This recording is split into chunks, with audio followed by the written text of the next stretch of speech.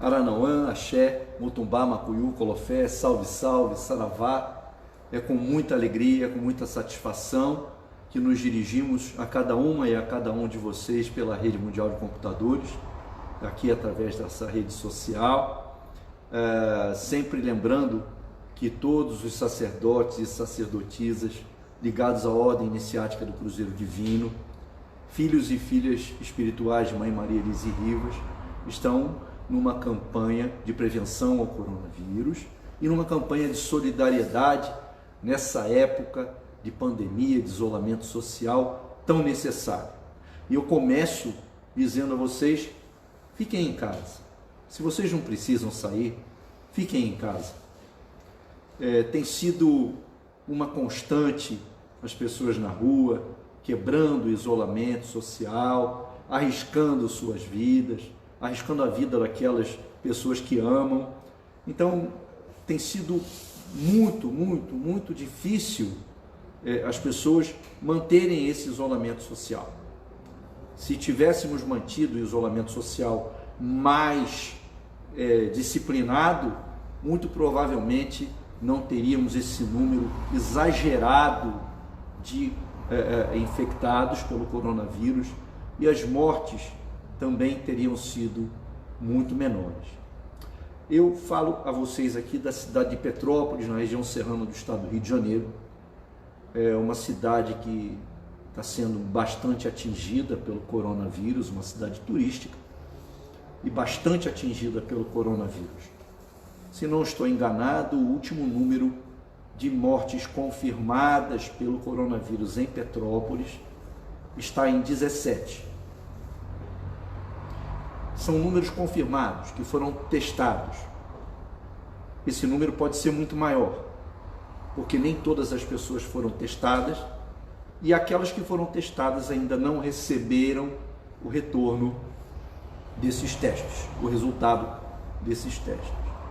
Então, amem a vida, não busquem a morte, fiquem em casa se puderem.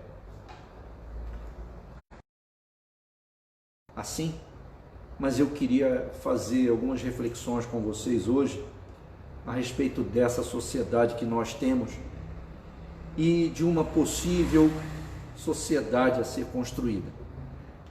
É claro que essa oportunidade que nós estamos tendo, essa oportunidade de silêncio, de reflexão, ela serve para algumas pessoas e para outras não. Algumas pessoas vão aproveitar efetivamente essa oportunidade. Outras não vão aproveitar, simplesmente vão deixar passar.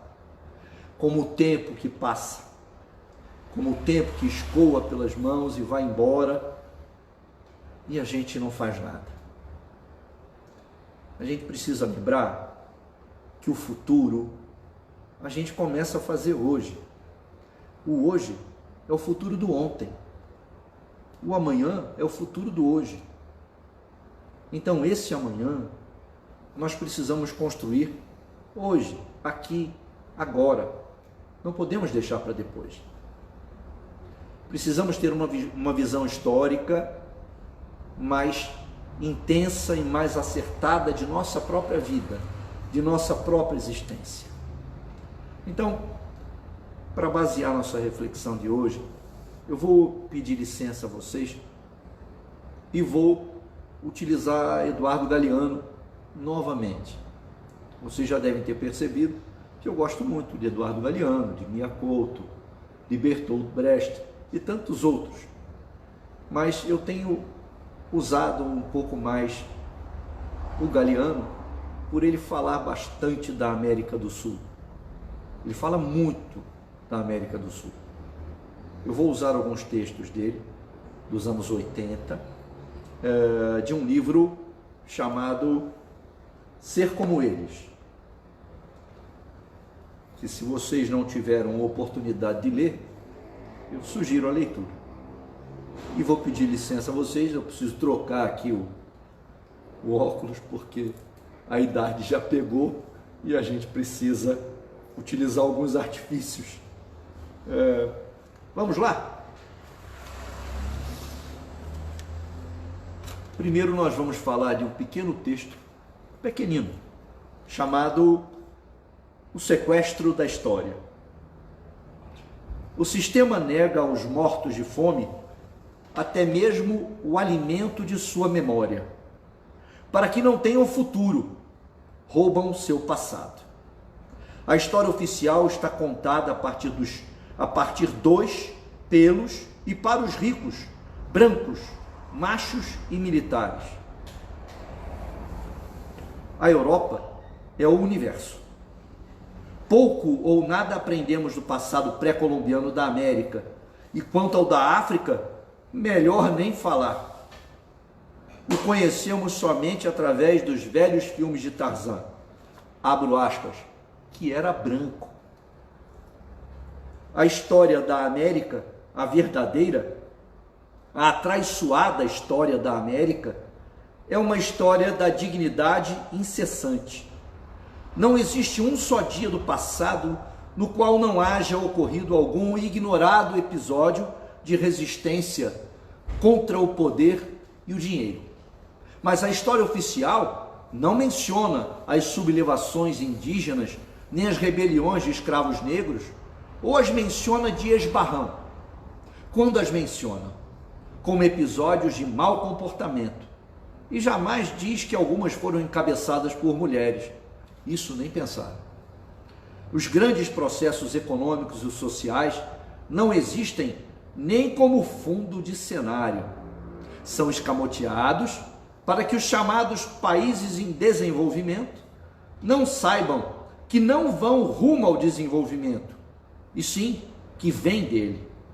Porque ao longo de uma longa história foram sendo subdesenvolvidos pelo desenvolvimento dos países que os espremeram. O que importa é aprender de memória as datas das batalhas e o dia exato do aniversário dos heróis.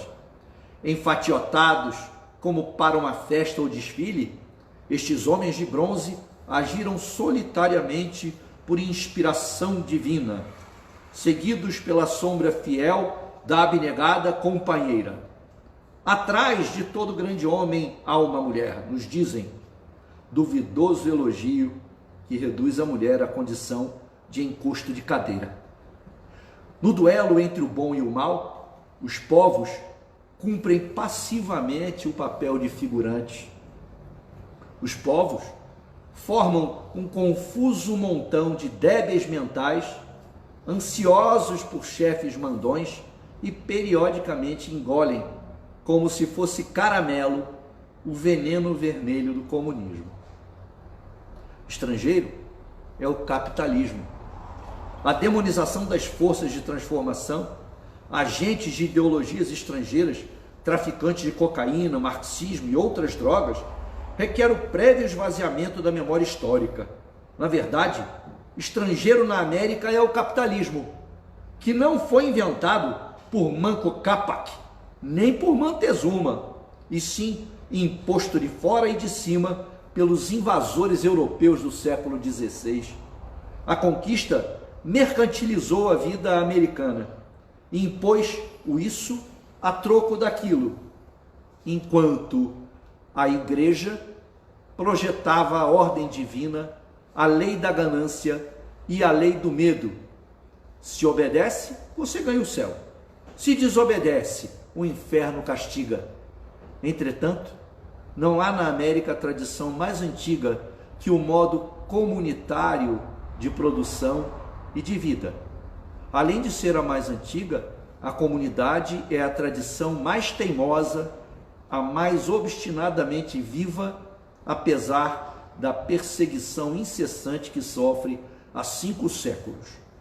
Pode-se dizer, então, que o socialismo vem de dentro e do fundo, do mais fundo e verdadeiro da memória de nossas terras. No mesmo sentido, nunca é demais advertir que a democracia não foi uma novidade que os índios bárbaros receberam das monarquias europeias, nem de sua civilizada Inquisição.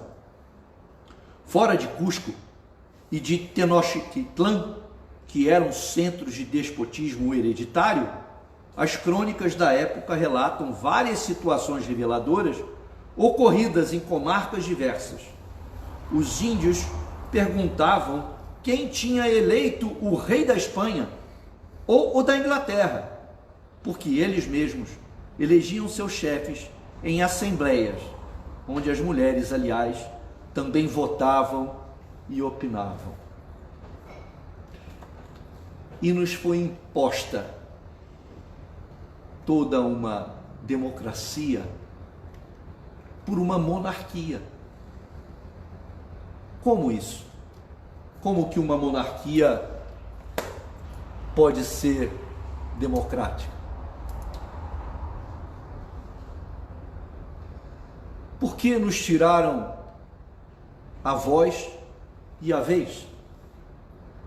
Por que tanto medo das histórias de revolução que aconteceram e ainda acontecem por esses rincões Brasil afora, mundo afora?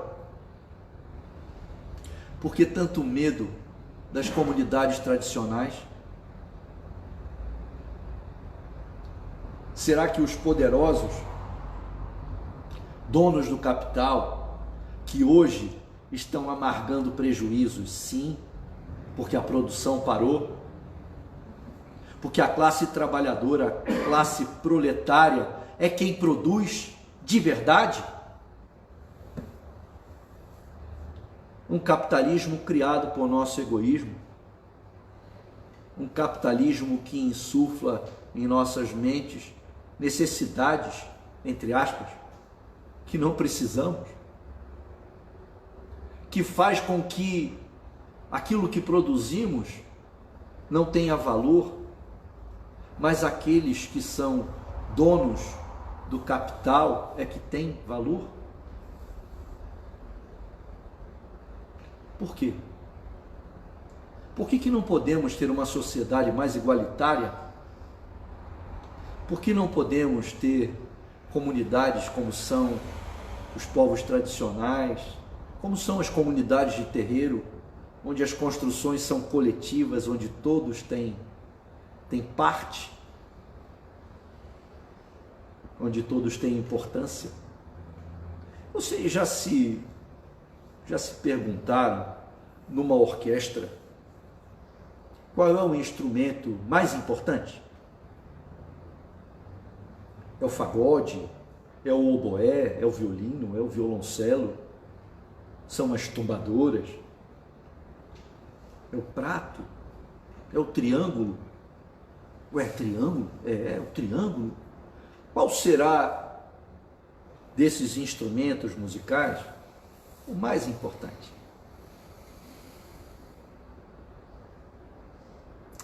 O mais importante é aquele que toca.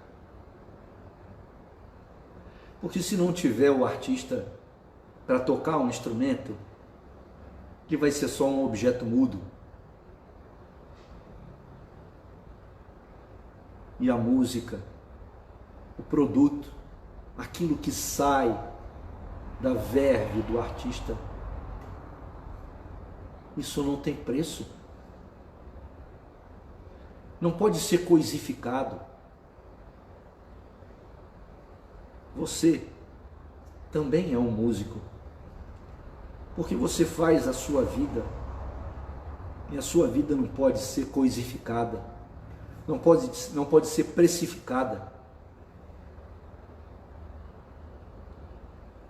Hoje temos a possibilidade de repensar o mundo, sim. Nos anos de chumbo, essa live seria impossível. E provavelmente os canelas pretas já estariam batendo na minha porta.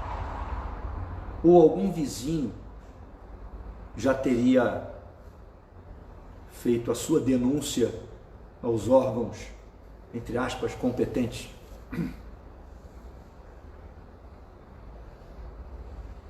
Nós temos essa possibilidade que pode nos ser roubada a qualquer momento.